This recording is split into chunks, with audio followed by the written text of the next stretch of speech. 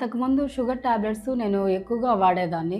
తినకముందు, తిన్న తర్వాత అని, మధ్యాహ్నం అని, సాయంత్రం అని, నైట్ అని ప్రతి చిన్నదానికి టాబ్లెట్స్ వేసుకుంటూ ఉండేదాన్ని. షుగర్ అంతకుముందు నాకు 11.4 ఉండేది. ఇప్పుడు షుగర్ వచ్చేసరికి 6.3కే వచ్చింది. ఈ ప్రోగ్రాంలో జాయిన్ అయ్యాక ఏ ఒక్క షుగర్ టాబ్లెట్ నేను వేసుకున్నది జరగలేదు.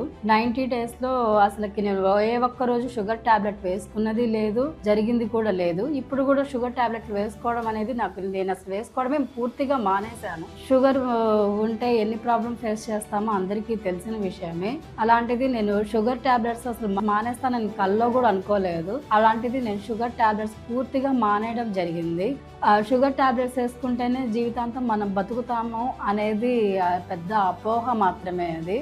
అన్నం తీసుకుంటూ కూడా మనము షుగర్ లెవెల్ తగ్గించుకుంటున్నాం అంటే దట్ ఈస్ రియల్లీ గ్రేట్. నేను అసలు ఎక్స్పెక్ట్ చేయలేదు సార్ గారి వల్ల నేను అన్నం తింటూ కూడా షుగర్ లెవెల్ తగ్గుతుంది అనేది. అందరూ అన్నం తింటే షుగర్ లెవెల్ పెరుగుతుంది, సో నువ్వు అన్నం తగ్గించేసి అన్నం తినడం మానేసి, అవి తినడం మానేసి, ఇవి తినడం మానేసి అనేది చాలా రిస్ట్రిక్షన్స్ చెప్తారు. సార్ గారు ఏం చేశారంటే నాకు హెల్తీగానే అన్ని ఇస్తూనే కూడా నాకు వెయిట్ లాస్ అనేది ఇంటిమేట్ చేశారు.